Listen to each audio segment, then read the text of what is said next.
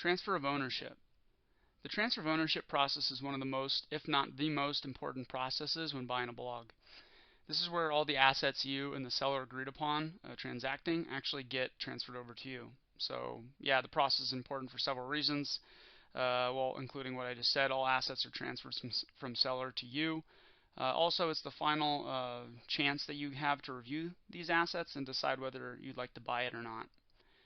Transferring everything over requires a mix of technical and non-technical tasks, including migrating the blog's files and database to your web hosting server, transferring the blog's domain name to your DNS server provider, so Namecheap or GoDaddy, transferring over accounts, so email, social media, Google accounts, and other supporting software.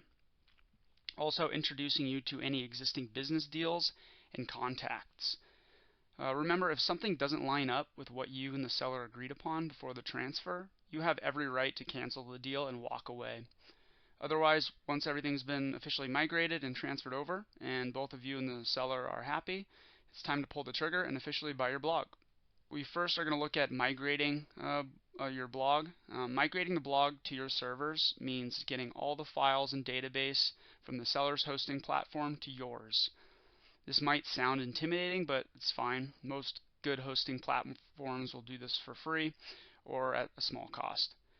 If you're just starting out and this is your first blog and only blog, I suggest you give Bluehost a try. I started out with them and had an excellent experience.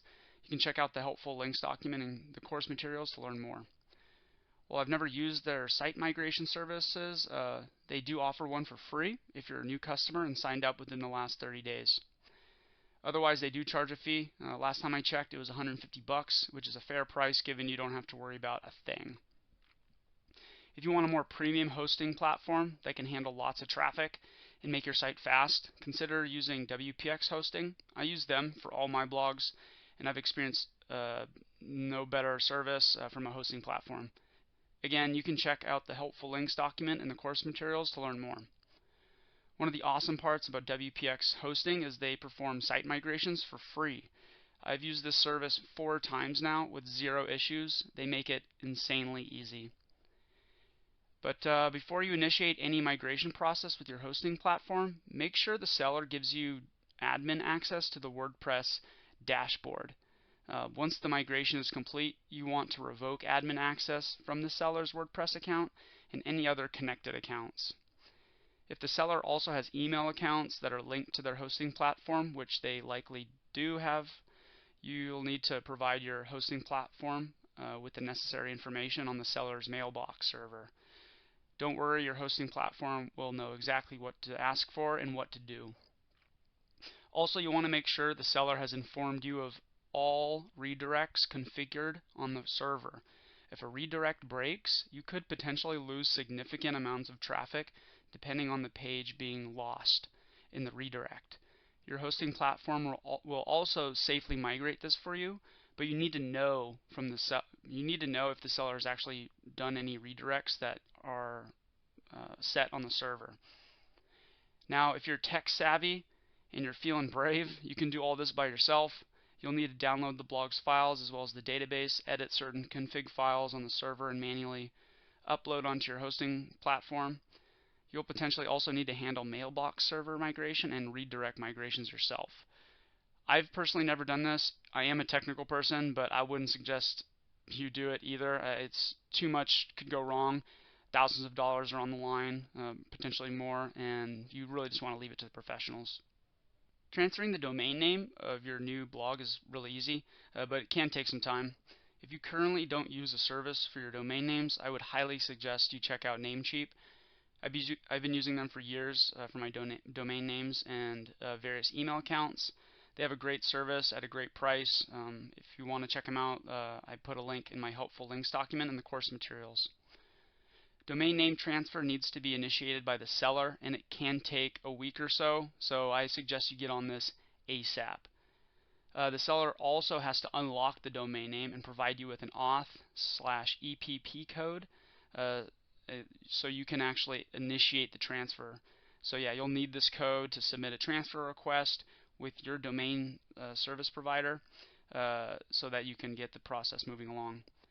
Once you've submitted a transfer request, it can take up to 60 days for the 5 days for the transfer to complete. Um, but the caveat here is if the domain name is less than 60 days old or it's been transferred within the last 60 days, you'll need to wait for that full 60-day period to hit before the transfer can start. You want to make sure you can confirm this with the seller right away, just to make sure you know how long you're going to have to wait, because that means you'll have to put the payment on hold for that long. If that's not the case, you can you can start the transfer process right away. And if you want to speed it up, be sure to request from the seller to confirm the transfer with their domain name service provider. Transfer of accounts. It's likely the assets you're purchasing include a bunch of accounts, including email, social media, supportive software, and other accounts. It should all be laid out in well-documented form in the letter of intent. All of those accounts you're going to need full access to, since it is a part of the underlying assets. There are two types of transfers that can occur. One is an account takeover. These are terms I came up with. So account takeover, where like email, you just get their account credentials and their email address and you just completely take it over. And then there's account transfer, kind of like a Facebook page where you can actually transfer it from one username to another. So yeah, well, when it comes to those, you're going to need some sort of access of the seller providing you access to those accounts. If it's a transfer, they obviously need to add your username or email or whatever to it. And if it's a takeover, like an email, you're going to need all the credentials handed directly over to you. This can also occur with software, including email marketing software, WordPress plugins, all kinds of stuff. Yeah, whenever you perform a transfer or some sort of takeover, you want to make sure you change the password immediately and or revoke any admin access other users might have access to. Transferring over Google accounts. So yeah, the seller needs to also transfer all Google accounts connected to the website. This includes, most importantly, Google Analytics, Google Search Console, and Google Tag Manager. Most will have Google Analytics, all should, and Search Console most likely also. Google Tag Manager, not necessarily. Have the seller add you as an admin to all of these services if they're using them. Once you get access, revoke their admin access right away, but give them read until the process is finished. An important caveat is Google AdSense. Instead of transferring their AdSense account over to you, the seller will instead have to remove the site from their AdSense dashboard.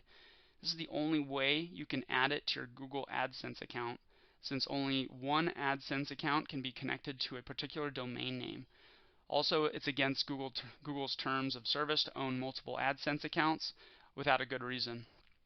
You'll need to confirm you're the owner of the blog to transfer over most of the accounts over to you.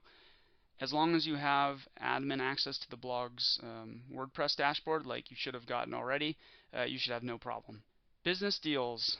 Yeah, so depending on how the site is monetized, you may need to be introduced by the seller to various business contacts and the deals they're currently in with them. This may come up if the blog you're buying is monetized through selling ad space directly to brands, including display ads, sponsored posts, and link placements, stuff that we talked about before.